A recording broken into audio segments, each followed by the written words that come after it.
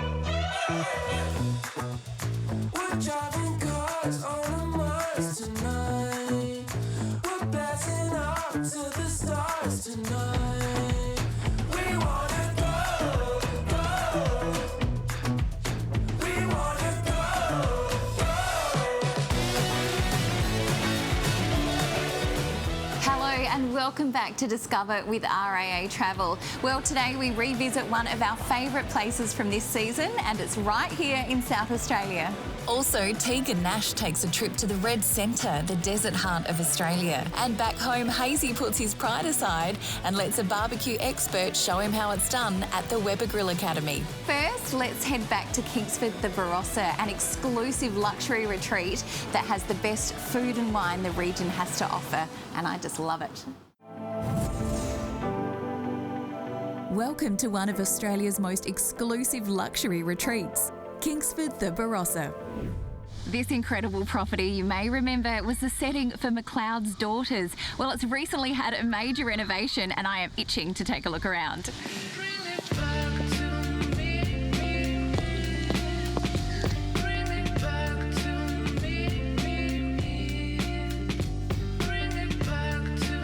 Kingsford has an absolutely amazing history. It was built by Stephen King, who was a great industrialist who lived at Gawler. The property ended up owned by the government, and they decided to sell 140 acres with the homestead. And Leanne and I were about to have our second child, and we decided we'd buy the property. But 3 days before the auction, Channel 9 came in and purchased the property. So we were very disappointed. But in hindsight, it was a great thing because McLeod's Daughters was filmed here. It was wonderful for the area, wonderful for South Australia, and really gave Kingsford that other part of its history. And so, luckily enough, it came on the market again, and we were lucky enough to buy it. Then we decided we'd turn it into a little 7-suite property where it's more of a B&B where we did weddings and the like. And that was really the first stage in Kingsford's life.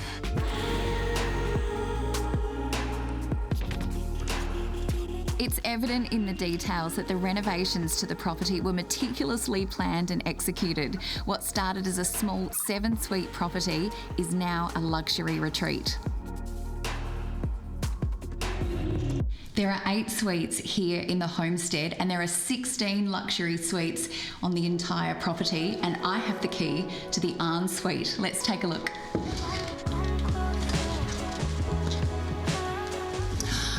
This is luxe. Velvet chair, it's got my name on it.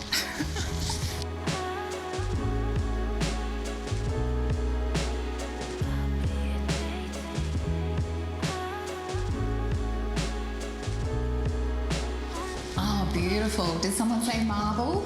They've used really modern finishes, but the floors looks like the tessellated tile look. It's gorgeous.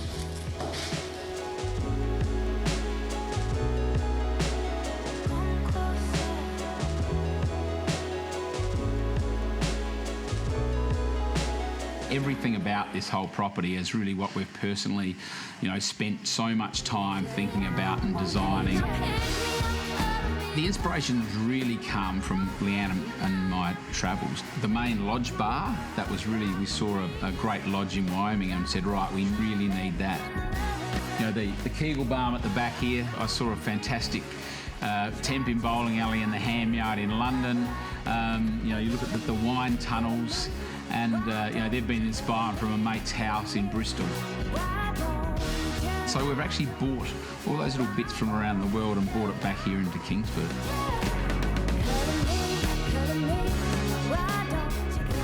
So Leanne, Stefan said you had quite an input into the styling of the room. Can you tell us some of the inspiration for the round edges that we're seeing? The inspiration behind that was our overseas travels, and wanting to have a curved ceiling gave it a more softer feel in our new view suites.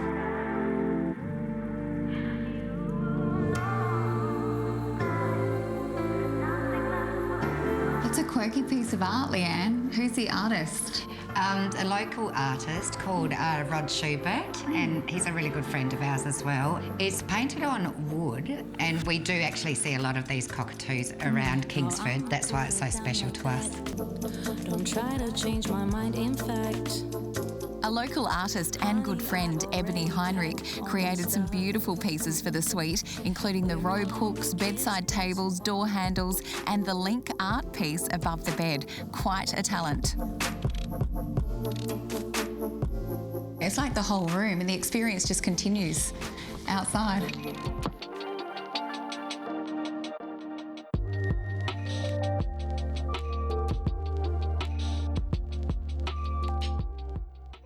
When you stay here, they don't have an a la carte menu per se, but they do have amazing food offerings. For example, wood oven pizza, which I can smell now, 5-star degustation menu. Also, the tapas, I've heard, is incredible. Plus, local produce platters. You're certainly not going to go hungry. Come here to Kingsford, it really is like coming to a bit of Australiana. You're 40 minutes from Adelaide. We come here, we have kangaroos around the property, we have amazing bushland, we've got billabongs down at the river.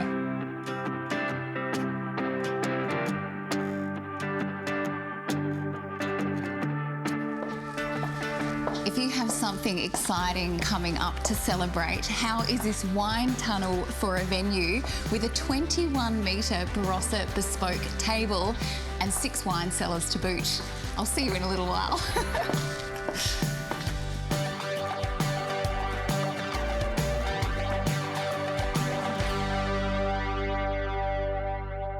Uluru, it's over 550 million years old and one of Australia's most recognisable landmarks. Tegan Nash has found out why it should be on everyone's travel bucket list. Today I am heading to the heart of Australia. You guessed it, Uluru. What's even more special is that I'm taking one of my besties along with me, and I'm bringing you with me too. So let's go. Here's a hot tip for you. When you're flying from Adelaide, sit on the left-hand side so when you fly in, you see the magnificent Uluru out your window. Now, you're going to want to be a morning person when you're here. Nothing is more beautiful than sunrise over Uluru. Something to also take note is you need to buy a National Parks Pass. You can do that online or at the gate in the morning.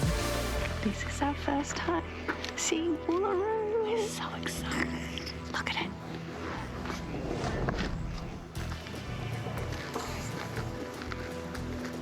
So this is one of the viewing points for Uluru.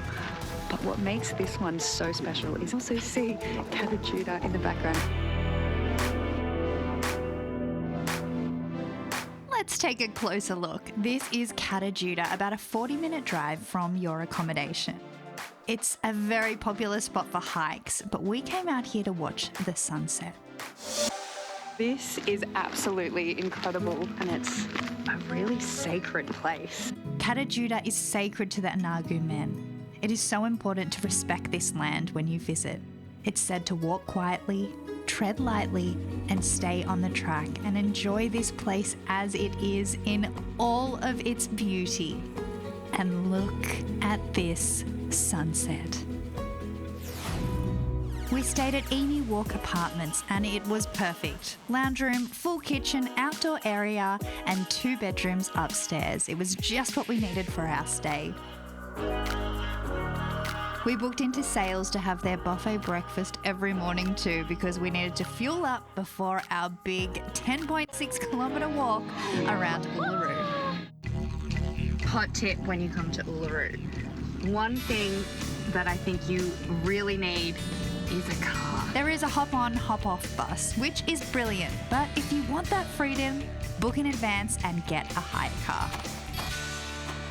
We've been walking around the base of Uluru and it is absolutely breathtaking. Look at the size. It is spectacular. It's probably like a 10k walk around, which can take 3 to 4 hours. You can also ride bikes around here. You can Segway around here. And why not see Uluru from the sky?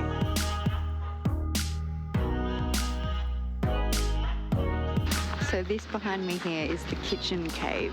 It was a place where they would come and share food and meals, and also the women, girls and small children would camp here too. There is so much more to do around Uluru too, like the Field of Light dinner, camel rides, more hikes, walks and cultural experiences.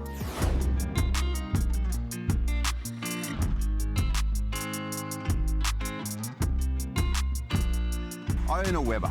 I love my Weber, but I'm not allowed to use my Weber. Why? Because every time I cook, it looks like it's been sacrificed. Let's just say it's a little dry. Anyway, my wife has sent me here to the Weber Grill Academy. Hopefully, I can pick up some new skills. Let's see how good they are. The Weber Grill Academy is where you can come for a fun day out to learn a little bit more about your barbecue and how to best use it with your friends and family at home. So the Grill Academy came about because a lot of people have barbecues at home. They've bought a barbecue and don't know how to best use it. So he's going across like that. Perfect. Now lay that down and then give it a pat down on top. And if you're looking, you're not cooking, right? Oh, yeah, so we're going to do that lid down. So that's it. Yep, I'll take that back off you there. There we go. Perfect. Lid down. There are a few mistakes that are commonly used. The first one is about cooking with the lid down and keeping that flavour and heat within the barbecue. The other thing is just using it for sausages and chops is not about how we like to cook here at Weber. Beautiful. Let's put that on a new spot on the grill. Oh, look at that. Yep. There you go. Perfect. Good contact all the way on the bottom. And now, what do we do next? Lid down. Lid down. Love it. Because I was doing a bit of looking, which is not cooking. We cover everything in our classes from the initial preheat and gas safety to actually cooking in different methods. So what we're going to do now, we just want to render some of the fat on the two sides that haven't seen the barbecue yet.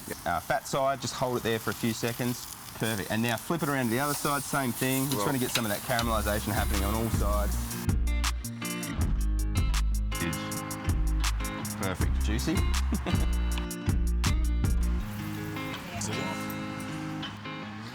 Look, I'll be honest, I might have been just a little bit sceptical, but now that I've got some basic barbecue skills down pat, I'm full of confidence. So, if you or your partner are grilling disasters, why not book a class?